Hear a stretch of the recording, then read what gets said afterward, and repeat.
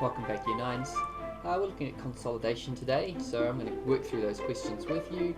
Number 2A, what's the cost of a refrigerator priced at $2,000 if a sales tax of 3% is then charged? So we're going to go $2,000, then we're going to multiply that, I don't know why that's doing that, $2,000 times, and since it's at 100% and we're adding on to that, we're going to times it by 103%. So what does this give us? 2,000 times 1.03. This gives us $2060 or $2,060. So when you are increasing something, the price of something, you add whatever the percentage is to 100% and then times it by that. Just a refresher for you there. Now B, how much would the price rise if the government increased the sales tax to 5%? Well, this would be like going $2,000 times 105%, and this will give us 2,100, I think. Is that right? 2,000 times 105. Yeah, 2,100.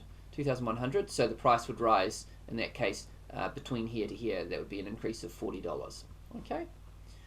Now the beans question. Okay. Why would you add? Anyway, okay, so we have these 450 grams of beans and we want more for some reason. Okay, so since we want more, we're going to take our initial 450 grams and then we're going to times it by, now we're increasing by 20%, so we're going to take our 100%, add the 20% to that, and we're going to go and multiply that, and now we have a 540 grams of beans in a tin. What should the price of the new tin be if the original tin is sold for 48 cents? Well, if you're increasing the volume by 20%, you should, if you want to make the same amount of money, increase the cost by 20%. So we're going to go $0.48, and we're going to multiply that by 120% also. And this is giving us, well, if it gives us 0.576, but we can't have a 0.6 of a cent, so we should make it 58 cents. There we go.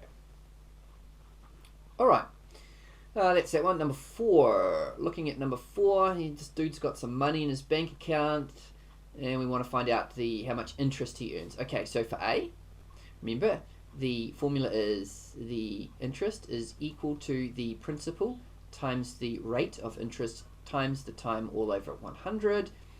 So in this case, it's going to be equal to 800, which is his principal, times the rate, which is 2, times the time, which is 1 year, and it's all over 100. And this gives us $16. Okay, B, we'll use the same formula. So it should be $800, which is the principal, times the new rate of interest, times the time of 1 year, all over 100. And in this case, it's going to be $24. And for C, the same thing again, but with 5. So we just change that to a 5. And so we're going to get $40 there. Now, question 5 asks us, how much money will he have in his account altogether? So he's going to have, in A, his original 800 plus the interest he earned, so that's $816. In B, he's going to have his 800 initial dollars plus his $24, so it should be 824. And then in C, he's going to have 800 plus the $40, which is equal to 840. Okay, now we're going to do some more principal and interest stuff here. So this one here, we're wanting to find interest, so we're going to apply the formula again. So it'll be interest is equal to $6,000 times the rate of interest times 4 years all over 100. And this gives us, what does this give us?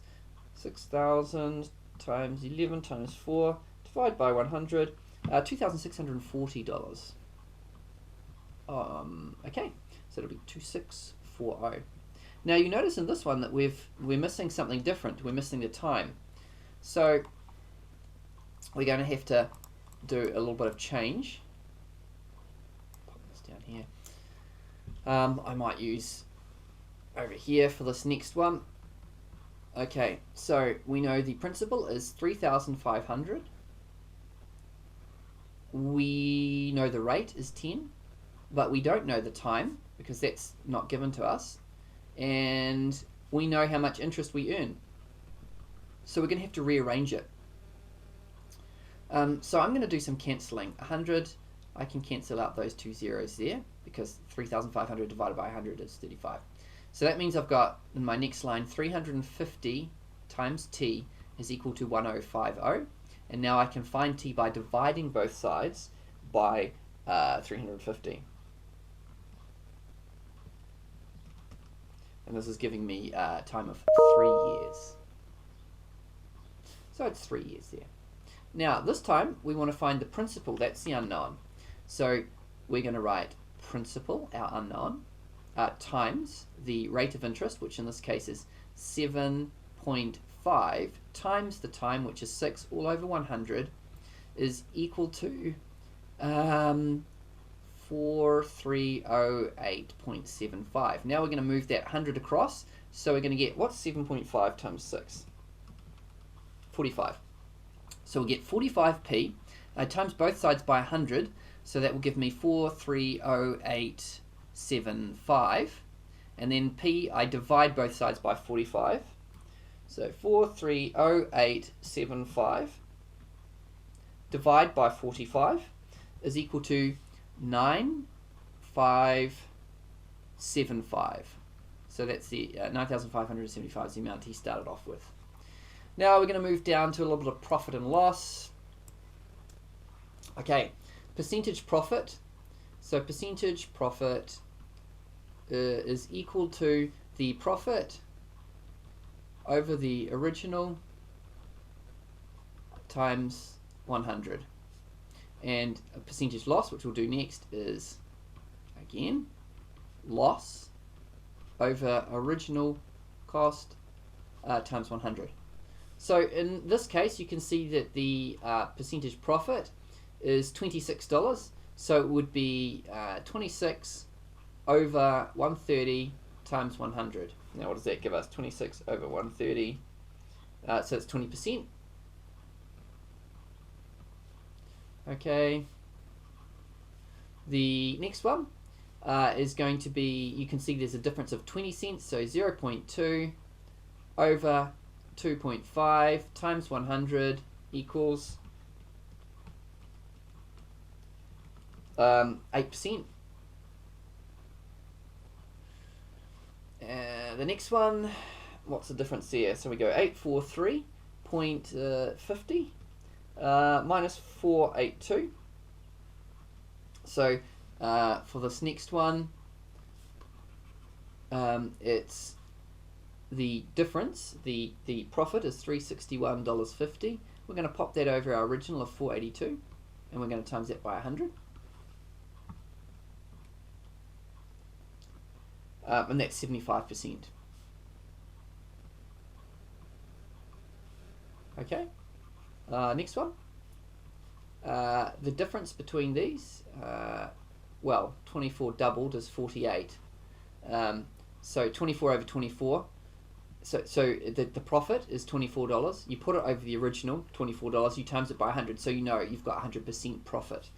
Okay, 100% profit is when you make exactly on top of what you paid for it. You make that again. Okay, percentage loss. So we're going to just apply the formula here. You can see that you have lost between $86 and $73.10. That's $12.90. So we'd pop $12.90 over 86, and we'd time, that's an 86, and we're going to times that by 100. And what does this give us? Divided by 86 times 100, 15% loss. And the next one, we have lost $126, and we pop that over our original $4,200, and we times that by 100.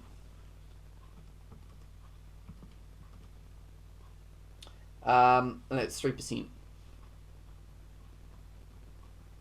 The next one, the selling price is 25, and so we've lost exactly $25, and we pop that over our original, and we times it by 100. Well, that's obviously 50%, because 25 over 50 times 100 is 50%. And our last one, we have lost almost $40, so $39.20.